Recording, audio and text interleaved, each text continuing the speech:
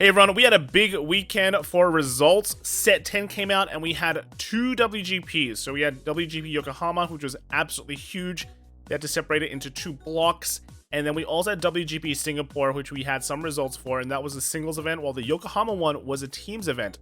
So let's kind of just jump into it. There's a lot of things to talk about and a lot of meta shifts and lots of, I guess, insight that I can give you after testing this format quite a bit as well, because, hey, I have to play in this format, so gotta go super hard. Anyway, let's start off with Yokohama. So you can look at this. It's a top 16 deck breakdown. So in Yokohama, I think they did 4 rounds, then went to top 16, and then they had a diversity cut. We do have the diversity cuts, so we can kind of see where it cut down on. Since it's top 16, you basically have 48 decks, and 16 is like the max amount. So yeah.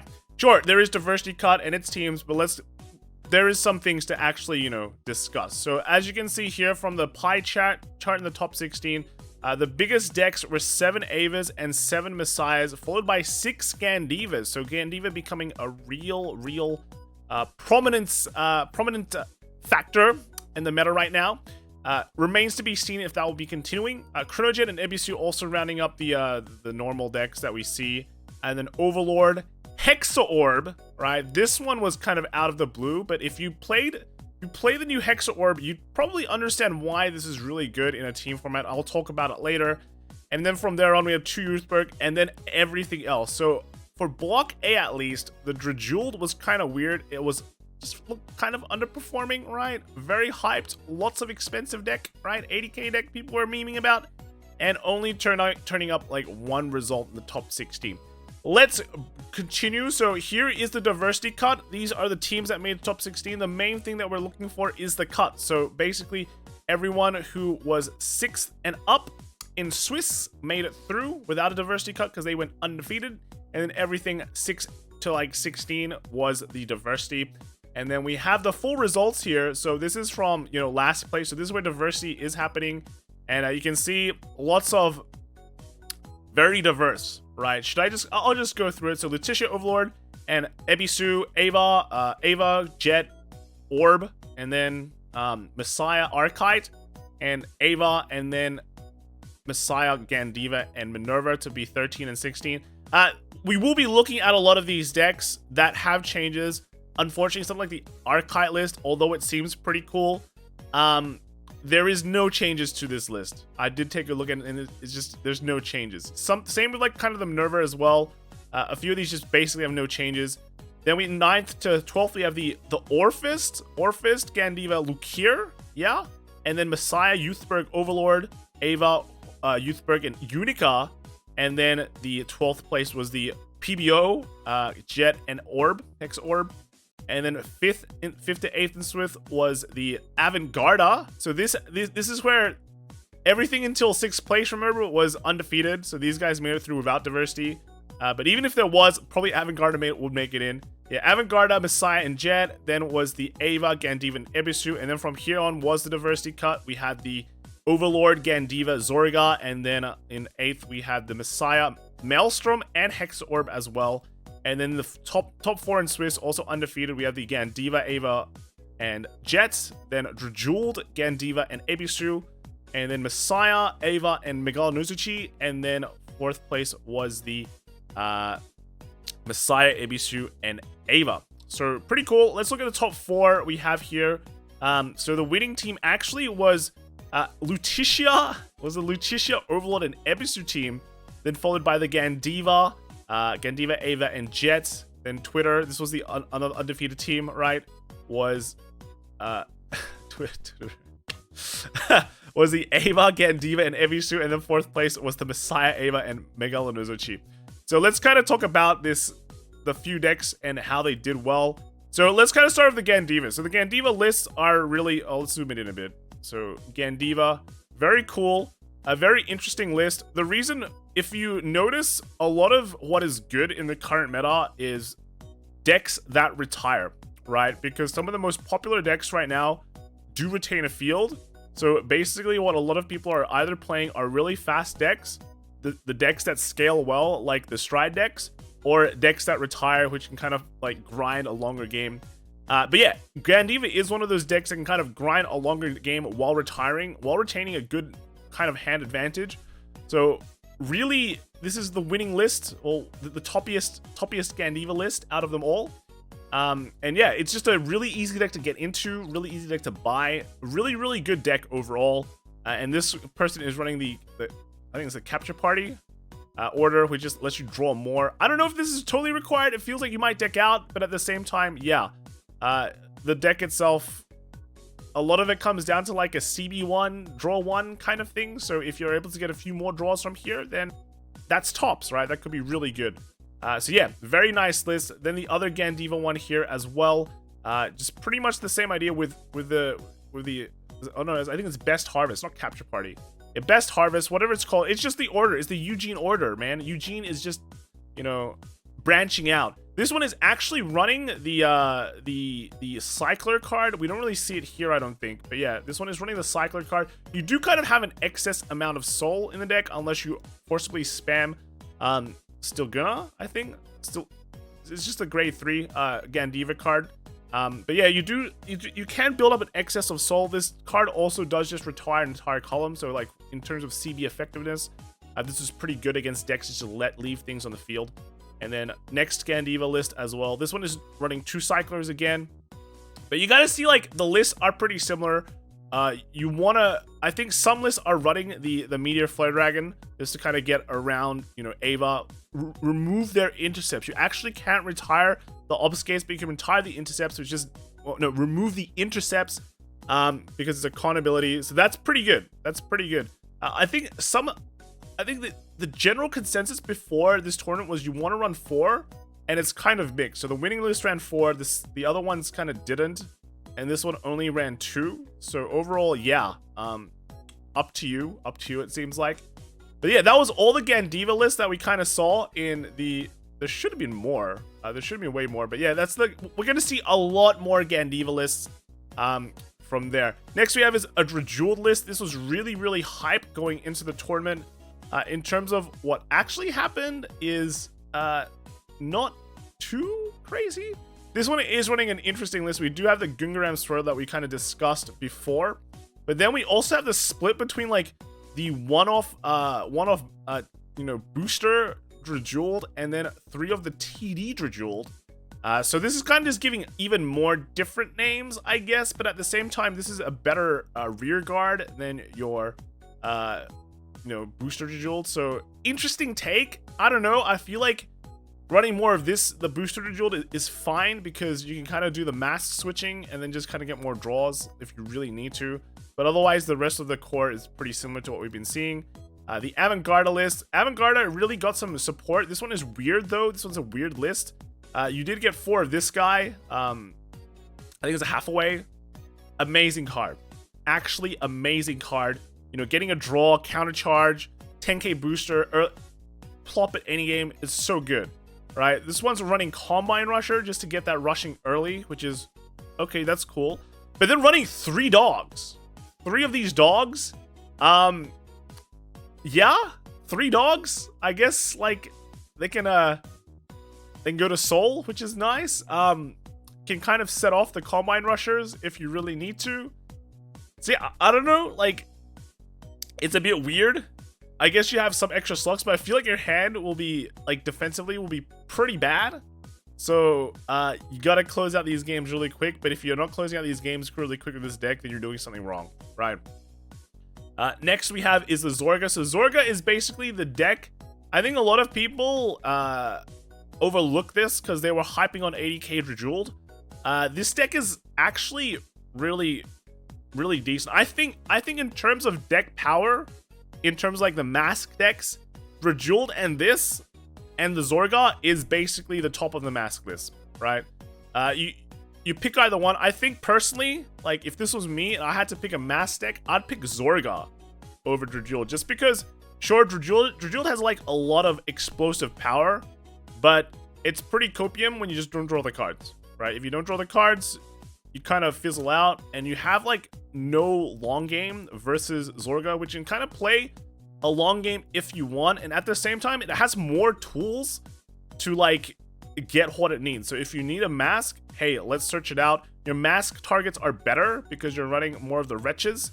The keen severing, so this is ran at 2, but you realize that you don't really need this as much as you need to, because a lot of times you're hitting those numbers where you're hitting at your opponents at like 4 damage, and then you have like double of this setup, double roaming prison dragon and your vanguard. So basically everything is hitting for like threatening lethal, right? So unless your opponent no guards the vanguard, they're usually staying at 4, and then when this keen severing comes out, what's the point of like guarding it? They're just gonna no guard it unless you get a crit, right? So it's not as required as you might think, but overall the deck itself, I feel it's like much more complete and stable versus the dual deck. So I think either of them are fine if you're like really thinking of taking a mask deck into the thing. And yeah, I think this probably flew under a lot of people's radar just because there was so much hype with the other decks.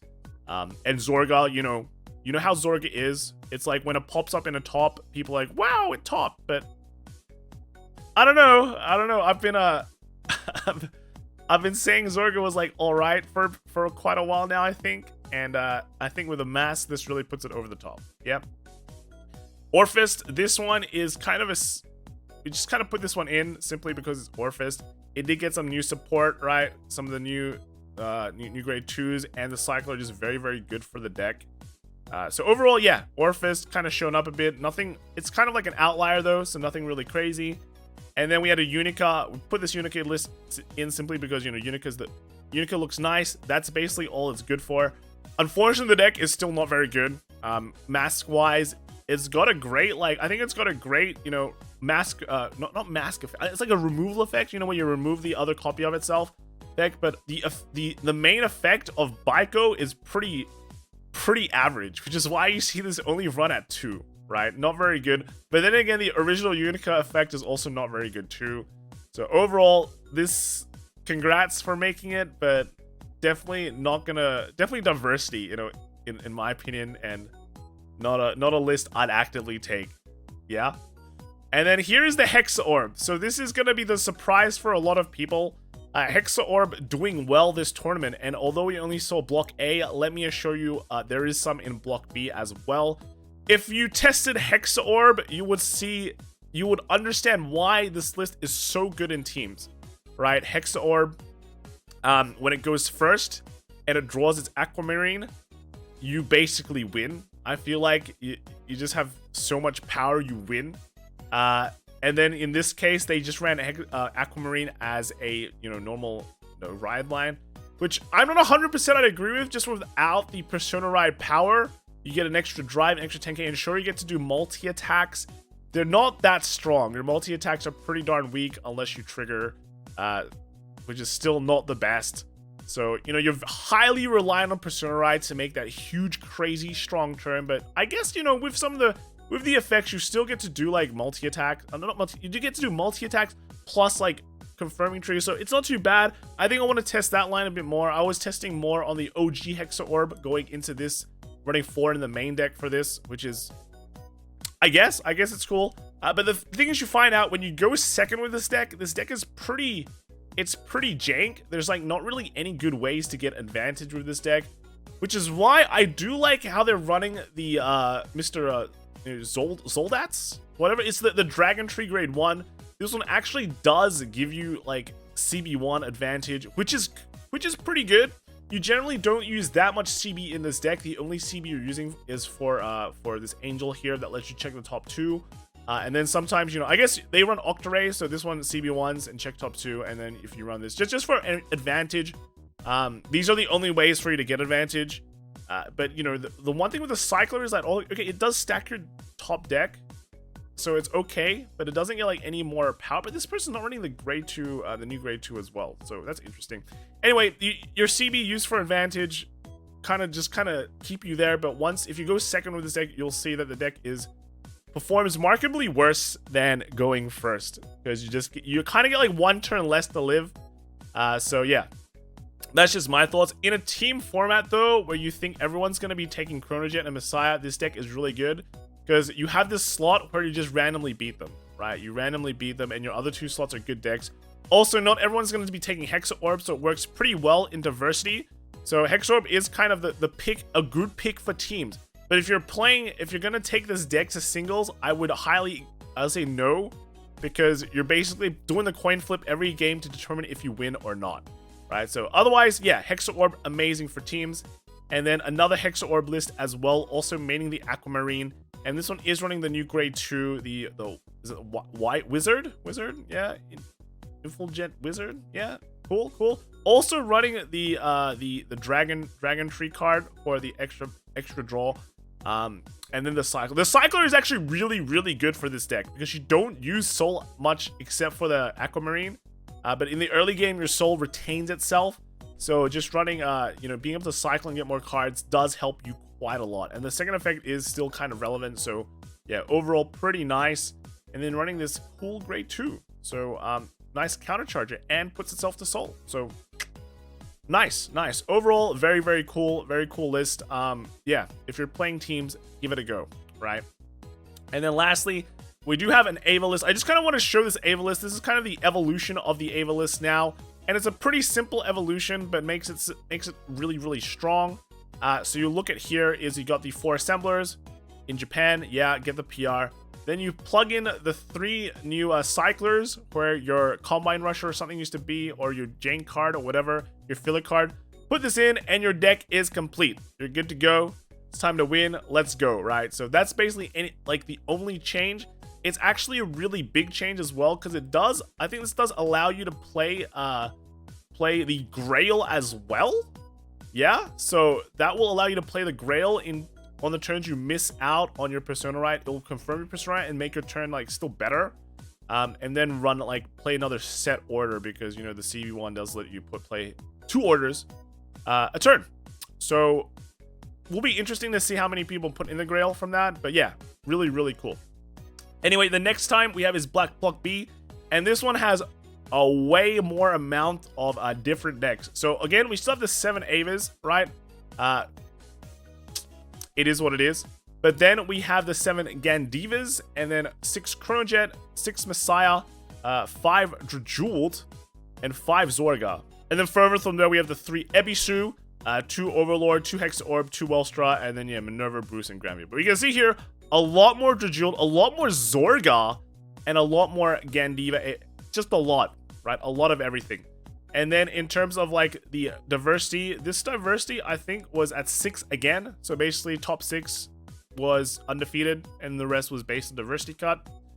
And then here we have the list starting from the bottom right. Should we go through them again? Yeah, so 13th to 16 we have Gandiva, Messiah, CO, Welstra. And then we had Messiah, Jet, and Granfia. So Granfia, interesting. And then Zorga, Jet, Gandiva, and then Gandiva, CO, and the Ava. Then on to the 9th to 12th, we have is Drajuled, Zorga, and Ebisu. And then Gandiva, Drajuled, Hexa Orb, Ava, Drajuled, Zorga, and then Messiah, Zorga, and Gandiva. And then into the top 8 now. So again, 6th place up to 6th place undefeated. So Ebisu, Ava, and Jets, and then Messiah, Jet, and Ava. And then this is where the diversity starts. Overlord, Vehemence, Bruce, and then Grave Zorga. And then in 8th, we've got that diversity, Drajuled. We got the, the TD Drajuled, Ava, and then Hexa Orb. And then in the top 4 of Swiss, we have Minerva with Jet and Ava. And then Ebisu, Ebisu, Ava, and Messiah.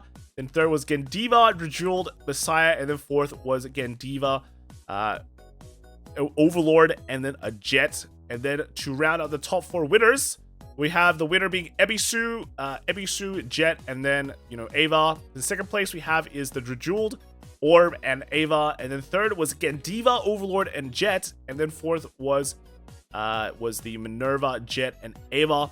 So I guess people might be wondering why Ebisu is still a thing. Ebisu basically lost nothing, right? The counter charger I think became 1, but then the deck itself has so many ways of top checking that it can kind of get the counter charger anyway, or just draw it 5 head, right? So overall it's good. It still minuses their power to 8, so that's nice. And it retires. So yeah, that's a thing.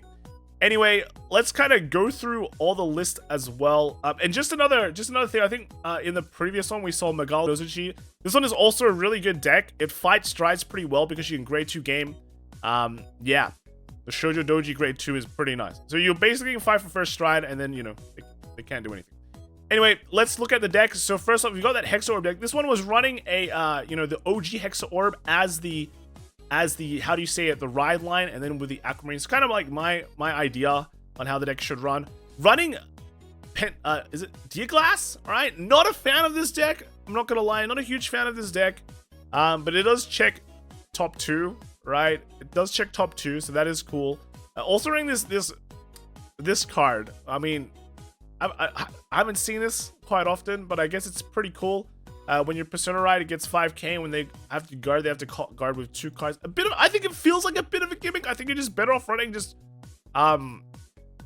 more top deck checkers. But hey, you know, you have extra slots, you might as well run it, right? But otherwise, yeah, Hexa Orb, very cool to see. It just works really well in the teams. Then we can look at the 5 Drajul lists, right? The 5 Drajuls, most of them are just pretty much nearly the same build, except for this one. This one is running the Swirler list, and then running some of the Dragon Tree cards. So it makes your mask like not be so bad, you know. The worst thing is when you play the mask in a deck like Drajul, where you don't really have that much, how do you say it, like advantage generating cards. You check top 5 and you miss, and you're like, yeah, well, it's supposed to happen because I only run 4 masks, right? But this one actually can grab like the grade 2, so I guess it's nice. And the grade 2 can search the mask, so it makes it slightly more consistent. Even though, you know, you are kind of counter blast restricted in this deck. You don't run the counter charger just because it doesn't fulfill your game plan very well.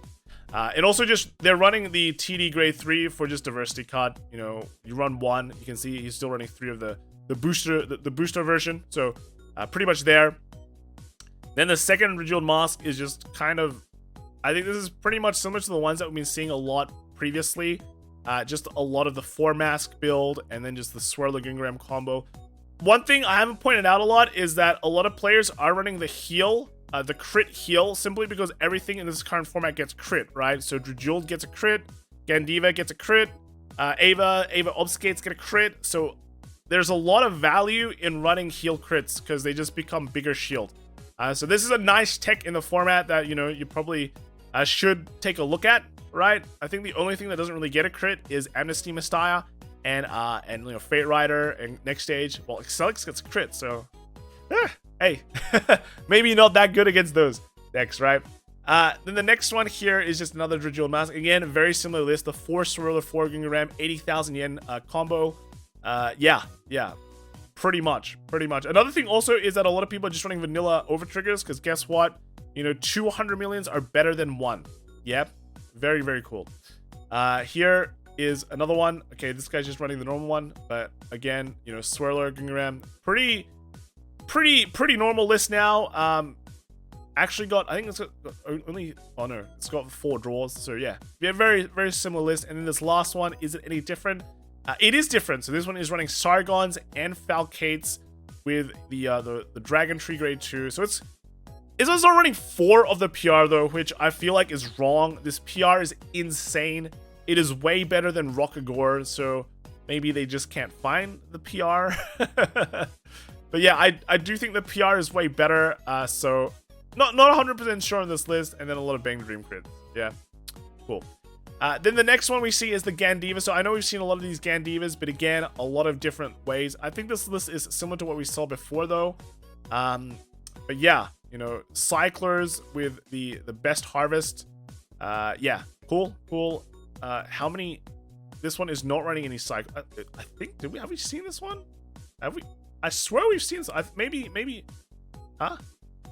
I swear we've seen these. Have we? Or maybe people just running the same list. I don't know.